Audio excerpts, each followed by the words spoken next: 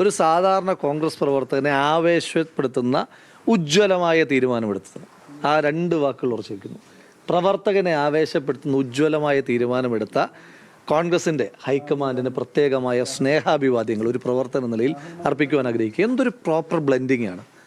കഴിഞ്ഞ 4 വർഷക്കാലമായി ഏറ്റവും പ്രതിസന്ധിയുടെ ഒരു കാലത്ത് കേരളത്തിലെ കോൺഗ്രസ് പ്രസ്ഥാനത്തെ വളരെ ധീരമായി നയിച്ച് കോൺഗ്രസിൻ്റെ ഓരോ കോണിലുമുള്ള പ്രവർത്തകൻ്റെ ആത്മവിശ്വാസവും ആത്മാഭിമാനവും ഉയർത്തിയ ശ്രീ കെ സുധാകരൻ, അദ്ദേഹം പ്രസിഡന്റ് പദവിയിൽ നിന്ന് മാറുമ്പോൾ അദ്ദേഹത്തിനെ കോൺഗ്രസിൻ്റെ വർക്കിംഗ് കമ്മിറ്റിയിലേക്ക് ഉൾപ്പെടുത്തുന്നു. അതങ്ങനെ ഒരു കീഴ്വഴക്കമുള്ള സ്ഥിരം പാറ്റേൺ അല്ല. അപ്പോൾ 2 KPCCയുടെ പ്രസിഡൻ്റായി കണ്ണൂരിൽ നിന്ന് തന്നെ. കണ്ണൂരിൻ്റെ പ്രത്യേകത അറിയാമല്ലോ, നമ്മൾ കേരളത്തിൽ ഏറ്റവും അധികം മത്സരിക്കുന്നത്, വെല്ലുവിളി നേരിടുന്നത് CPM-ൽ നിന്നാണ്. ആ CPM-നെ അവരുടെ മടയിൽ നിരവധി തവണ പരാജയപ്പെടുത്തി കണ്ണൂരിൽ കോൺഗ്രസിന് ഏറ്റവും അധികം സീറ്റുകൾ സമ്മാനിച്ച ജില്ലാ കോൺഗ്രസ് കമ്മിറ്റി പ്രസിഡൻ്റായിരുന്ന ശ്രീ സണ്ണി ജോസഫ് MLA, അദ്ദേഹം KPCCയുടെ പ്രസിഡൻ്റാകുന്നു. UDF കണ്ണൂർ. ഇതിൻ്റെ ഒരു പ്രോപ്പർ ബ്ലെൻഡിങ് എന്ന് ഞാൻ പറയാൻ കാരണം ഇതൊരു എലക്ഷൻ ഇയറാണ്. ഈ എലക്ഷൻ ഇയറിൽ എലക്ഷൻ സ്ട്രാറ്റജിസ്റ്റുകളുടെ, എലക്ഷൻ സ്പെഷ്യലിസ്റ്റുകളുടെ ഒരു ടീമിനെയാണ് ഹൈക്കമാൻഡ് തീരുമാനിച്ചിരിക്കുന്നത്. ശ്രീ സണ്ണി ജോസഫ്, അദ്ദേഹം ഒരു എലക്ഷൻ വിദഗ്ധനാണ്. ഇനി നിങ്ങൾ ഈ ടീം എടുത്ത് നോക്കൂ. UDFൻ്റെ കൺവീനറായി വന്നിരിക്കുന്ന ശ്രീ അടൂർ പ്രകാശ്.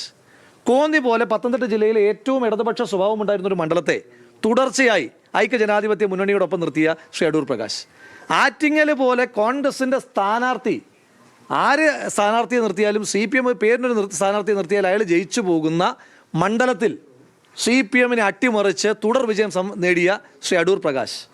അതുപോലെ തന്നെ 2 ഉമ്മൻചാണ്ടി സാറിൻ്റെ ഗവൺമെൻറ്റുകളിൽ മന്ത്രിയായി, പ്രത്യേകിച്ച് പാലക്കാടിനെ സംബന്ധിച്ചിടത്തോളം പാലക്കാടിന് അഭിമാനമായ പട്ടികജാതി മെഡിക്കൽ കോളേജ്, ഇന്ത്യയിൽ തന്നെ നവോത്ഥാന ശ്രമങ്ങളിലൊന്നായ അത് സമ്മാനിച്ച ശ്രീ AP അനിൽകുമാർ, അദ്ദേഹം വർക്കിംഗ് പ്രസിഡന്റ് ആകുന്നു.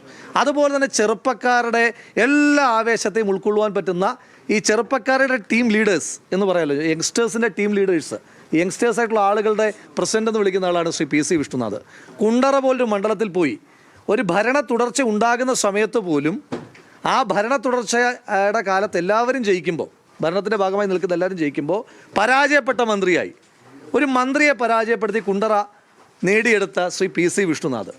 പാലക്കാട് വലിയ വെല്ലുവിളി നേരിട്ട തെരഞ്ഞെടുപ്പിൽ BJPയുടെ മുഖ്യമന്ത്രി സ്ഥാനാർത്ഥിയെ പരാജയപ്പെട്ടു. അതിനുശേഷം ഒരു വലിയ പൊളിറ്റിക്കൽ ഫൈറ്റിൽ വടകരയിൽ പോയി ഉജ്ജ്വലമായ വിജയം നേടിയ ശ്രീ ഷാഫി പറമ്പിൽ.